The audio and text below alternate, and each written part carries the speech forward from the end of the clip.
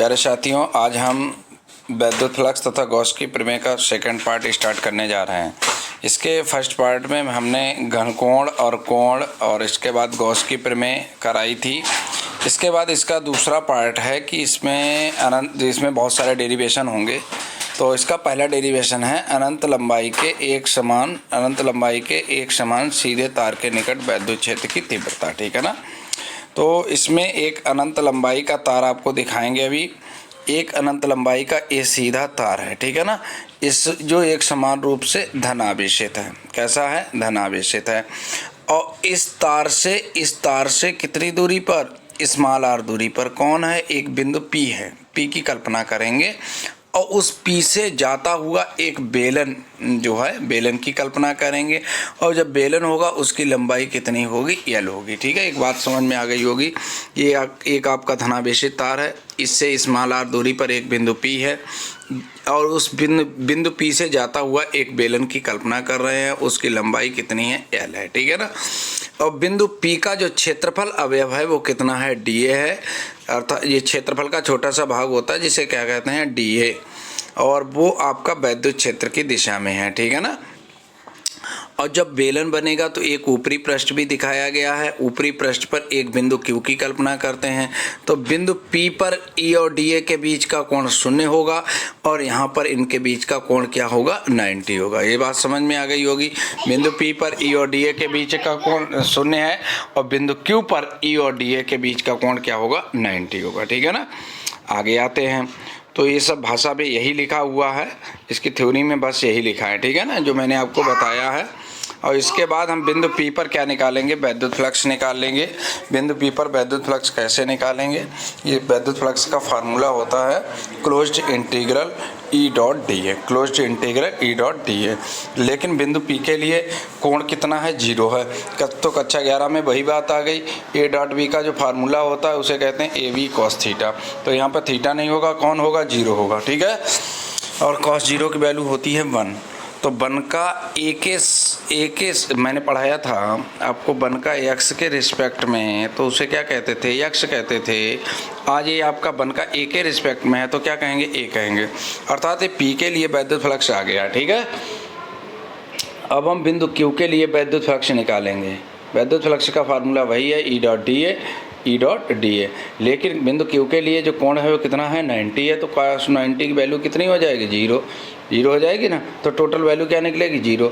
अर्थात बिंदु Q के लिए जो वैद्युत फ्लक्स आएगा वो 0 होगा। P के लिए वैद्युत फ्लक्स होगा वो कितना होगा? ये होगा। ठीक है ना। आगे देखते हैं हम।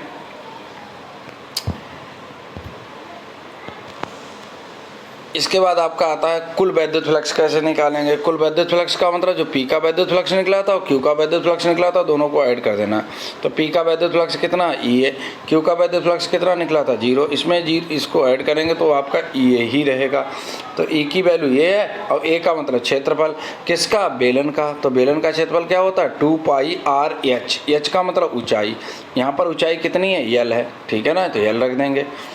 तो यहाँ से ये सब इनटू में है, कहाँ चला जाएगा? अपॉन में आ जाएगा। तो E की वैल्यू क्या आएगी? Q अपॉन 2 पाई R into L into epsilon 0। जब आवेश पृष्ठ घनत्व लेमडा था तो Q की वैल्यू क्या होगी? लेमडा अपान L, क्योंकि मैंने फार्मूला पढ़ाया था लेमडा बराबर Q अपान L। लेमडा बराबर Q अपान L। अगर क्रॉस मल्टीप्लाई कर देंगे तो Q बराबर क्या निकलेगा? Lambda L। और Q के स्थान पे हम लोग क्या लिख देंगे? लेमडा L लिख देंगे। ठीक है ना। जब Q के स्थान पे लेमडा L लिख देंगे, इसके बाद क्या आता है कि जब Q के स्थान में लेमडा L लिख दिया तो L से L कैंसिल हो गया और ये आपका E बराबर निकलेगा लेमडा अपान 2 पाई एप्सिलॉन 0 इंटू R। इसको हम लोग न्यूमेरिकल के लिए ऐसे भी लिख सकते हैं, 2 से मल्टीप्लाई कर दें और 2 से डिवाइड कर दें। तो ये आपका बन जाएगा 2 लेमडा अपान 4 पाई एप्सिलॉन 0 हो जाएगा। अब इसको वेक्टर फॉर्म में कैसे लिखेंगे? वेक्टर फॉर्म में लिखना काफ़ी आसान है। वेक्टर फॉर्म में जो आपने लिखा था उसमें आर कैप से मल्टीप्लाई कर दो। किससे मल्टीप्लाई कर दो? आर कैप से। तो ये क्या फॉर्म बन जाएगी? वेक्टर फॉर्म बन जाएगी। और जिस किसी के ऊपर कैप लगा देते हैं, ध्यान रखना है, वो इकाई सदिश होता है। उसे क्या कहते हैं? इकाई सदिश। इंग्लिश में यूनिट वेक्टर कहते हैं। तो आर कैप क्या है? आर की दिशा में एकांक सदिश है। ठीक है ना। अगला डेरिवेशन देखते हैं हम। अगला डेरिवेशन है अनंत विस्तार की समतल आवेशित चादर के निकट वैद्युत क्षेत्र की तीव्रता। तो ये आपकी एक आवेशित जो अचालक है, ये आपकी अचालक है, आवेशित चादर है, ठीक है। और इसके मुझे पास में कुछ दूरी पर मुझे वैद्युत क्षेत्र की तीव्रता चाहिए। तो इसके लिए क्या करते हैं, इससे कुछ दूरी पर एक बिंदु P की कल्पना करते हैं। किसकी कल्पना करते हैं? P की। और इसके एक संगत बिंदु Q लेते हैं दूसरी साइड में, ठीक है। और दूसरी साइड में Q बिंदु लेते हैं और इनसे जाता हुआ एक बेलन खींचते हैं। क्या खींचते हैं? बेलन, ठीक है, जिसका पूरे का क्षेत्रफल कितना है? DA है। और लेकिन हम एक छोटे से क्षेत्रफल की बात करेंगे तो बिंदु P पर जो एक छोटा सा क्षेत्रफल होगा वो क्या होगा? DA होगा। यहाँ पर और बिंदु Q पर भी क्षेत्रफल कितना होगा? छोटा सा क्षेत्रफल, जिसे कहते हैं क्षेत्रफल अवयव, वो कितना होगा? DA होगा। तो बिंदु P के लिए E और DA के बीच का कोण क्या होगा? 0। और बिंदु Q के लिए E और DA के बीच का कोण क्या होगा? 0 होगा, ठीक है ना। तो इस तरीके से इसका कुल वैद्युत फ्लक्स कैसे निकालेंगे देखते हैं।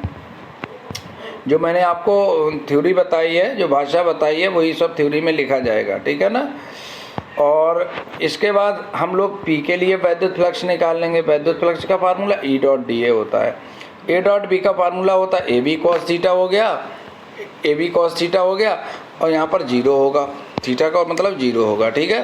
तो cos 0 की वैल्यू 1 होती है तो आपका बन जाएगा EA। बिंदु P के लिए वैद्युत फ्लक्स कितना होगा? EA। और बिंदु Q के लिए भी अगर हम वैद्युत फ्लक्स निकालेंगे तो उसका भी एंगल 0 है, तो बिंदु Q के लिए भी वैद्युत फ्लक्स निकलेगा, वो कितना आएगा? EA आएगा, ठीक है ना। अब हम कुल वैद्युत फ्लक्स निकाल लेंगे, phi E of P, phi E of Q, दोनों को ऐड कर देंगे तो ये आपका बन जाएगा 2EA। कितना बन जाएगा? फाई E ऑफ P की वैल्यू कितनी है? EA। Phi E of Q की वैल्यू कितनी है? EA। तो कितने हो गए? 2EA हो गए। और फाई E को क्या कहते हैं? Q upon epsilon 0। तो यहाँ से E की वैल्यू निकाल सकते हैं, तो 2A कहाँ आ जाएगा? अपॉन में आ जाएगा, आ जाएगा। तो आपका जो फाई की जो वैल्यू आएगी, सॉरी, जो आपकी E की जो वैल्यू आएगी वो कितनी आएगी? Q upon 2A into epsilon 0, ठीक है ना। अब Q क्या है? Q क्या है? आवेश है। आवेश पृष्ठ के लिए कितना होता है? सिग्मा, याद रखना है। तार के लिए मैंने Q की वैल्यू क्या लिखी थी? Lambda L। और पृष्ठ के लिए क्या लिखेंगे? Q बराबर सिग्मा A, ठीक है। तो Q के स्थान पे क्या लिख देंगे? सिग्मा A, और A से A कैंसिल कर देंगे तो E बराबर निकलेगा sigma upon 2 epsilon 0, sigma upon 2 epsilon 0। अर्थात अचालक चादर के लिए वैद्युत क्षेत्र की तीव्रता कितनी होती है? सिग्मा अपॉन 2 एप्सिलॉन 0 होती है, ठीक है। देखते हैं आगे।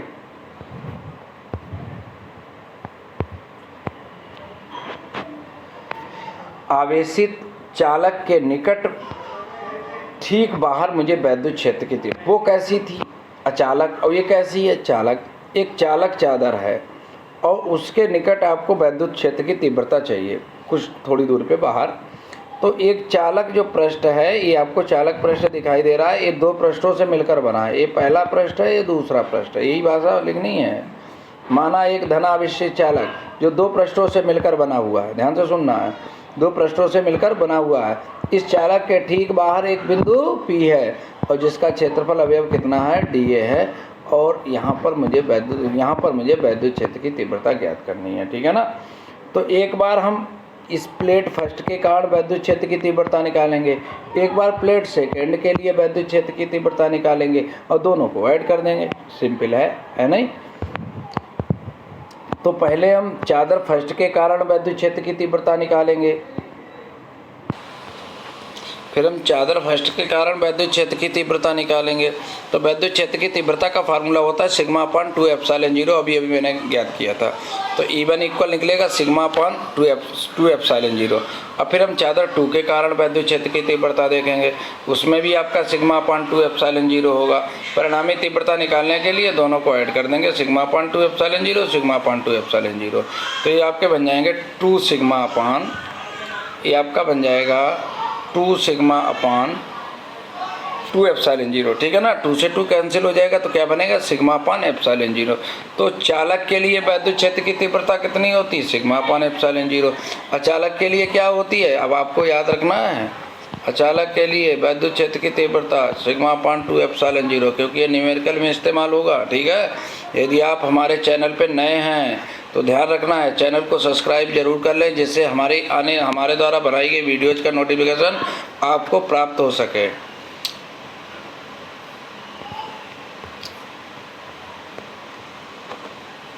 अगला है एक समान रूप से गोलीय कोष के कारण वैद्युत क्षेत्र की तीव्रता। तो ये आपका लिखा हुआ है एक समान गोलीय कोष, तो ये आपका गोलीय कोष होता है। गोलीय कोष का मतलब होता है गोले को छोटे छोटे भागों में ऐसे करके डिवाइड करना, क्या कहलाता है? गोलीय कोष कहलाता है। तो एक कोई गोलीय कोष है, और गोलीय कोष में आपने देखा होगा इसका जो केंद्र है वो क्या है? O है, और इसकी त्रिज्या है वो क्या है? R है, और इस पर एक समान रूप से धनावेश फैला हुआ है, ठीक है ना।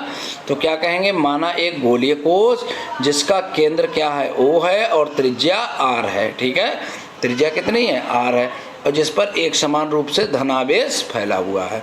जब इस पर एक समान रूप से धनावेश फैला हुआ है तो और इसके केंद्र से स्मॉल r दूरी पर, इसके केंद्र से स्मॉल r दूरी पर एक बिंदु P की कल्पना करते हैं। कहाँ? बाहर, बाहर की ओर।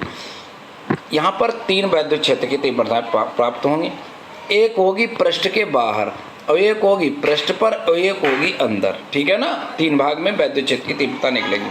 तो सबसे पहले बाहर की कल्पना करेंगे। बिंदु O से स्मॉल r दूरी पर एक बिंदु कौन है? P है, और जिसका क्षेत्रफल अभी अब क्या है? dA है। तो बिंदु P पर वैद्युत क्षेत्र की तीव्रता निकालनी है अब आपको, ठीक है ना।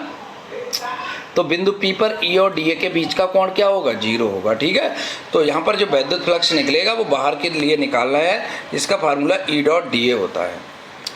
तो यहाँ पर मैंने पढ़ा था A डॉट B को AB cos थीटा कहते हैं, लेकिन यहाँ पर कोण तो 0 है, तो इसीलिए A dA cos 0 हो जाएगा। cos 0 की वैल्यू 1 है, P बाहर आ जाएगा, 1 बचेगा। 1 का A के सापेक्ष A होता है समाकलन, कई बार बता चुके हैं। फाई U को कहते हैं Q अपॉन एप्सिलॉन 0, ठीक है ना। यहाँ से E की जो वैल्यू निकालेंगे वो आपकी निकलेगी Q upon sigma A, epsilon 0 into A, Q upon epsilon 0 into A, ठीक है ना। अब Q क्या है? आवेश है। मैंने बताया था Q की वैल्यू क्या होती है? सिग्मा A का मतलब क्षेत्रफल, किसका? गोले का। तो गोले का क्षेत्रफल होता है 4 पाई r स्क्वायर, होता है ना। तो क्या बन जाएगी? Q बराबर 4 पाई r स्क्वायर इंटू सिग्मा बन जाएगा। हमने रख दिया। अब यहाँ से क्या करते हैं? 4 पाई से 4 पाई कैंसिल कर देते हैं, कर दिया। अब जब 4 पाई से 4 पाई कैंसिल हो गया, इसके बाद क्या बचेगा? E बराबर निकलेगा capital R square sigma upon epsilon 0 into R square बचेगा, ठीक है ना। ये कहाँ निकला? मैंने पृष्ठ के बाहर। अब हम कहाँ निकालेंगे? पृष्ठ पर। जब हमने पृष्ठ के बाहर कल्पना की थी यहाँ पर, तो स्मॉल r लिया था। अब हम पृष्ठ पे आ गए, तो ये डिस्टेंस कितनी है? ये डिस्टेंस r है। तो पृष्ठ पर निकालने के लिए स्मॉल r के स्थान पे कैपिटल R रख देंगे, ठीक है ना। स्मॉल r के स्थान पे कैपिटल R रख दिया। ये आपका आ गया E बराबर सिग्मा अपॉन एप्सिलॉन 0। अब हम पृष्ठ के अंदर ज्ञात करेंगे। कहाँ ज्ञात करेंगे? अंदर। अब हम बात करेंगे, जैसे मैंने बताया था थोड़ी देर पहले, एक समान रूप से धनावेश बाहर फैला हुआ। कहाँ फैला हुआ? बाहर, इस गोलीय कोष पर, ठीक है, गोलीय कोष के बाहर। अब हम निकाल रहे हैं अंदर। तो अंदर आवेश कैसा होगा? अंदर आवेश आपका 0 होगा। जब आपका अंदर आवेश 0 होगा, अंदर आवेश क्या होगा? 0 होगा। तो वैद्युत क्षेत्र की तीव्रता का फार्मूला होता है 1 upon 4 pi epsilon 0 Q upon R square. Q की वैल्यू 0 लिख लो। जैसे Q की वैल्यू 0 लिखोगे तो वैद्युत क्षेत्र की तीव्रता क्या होगी? 0 आ जाएगी, ठीक है ना। तो भाई इसमें था ये गॉस की प्रमेय के लिए पूरी टोटल थ्योरी और डेरिवेशन बताए गए थे। और आज की गॉस की प्रमेय का थ्योरी का चैप्टर फिनिश होता है। आगे के भाग में हम आपको गॉस की प्रमेय के न्यूमेरिकल बताएंगे, ठीक है। तो इंतज़ार करते रहिए, और अगले भाग में आपको गॉस की प्रमेय के न्यूमेरिकल देखने को मिलेंगे। Thank you.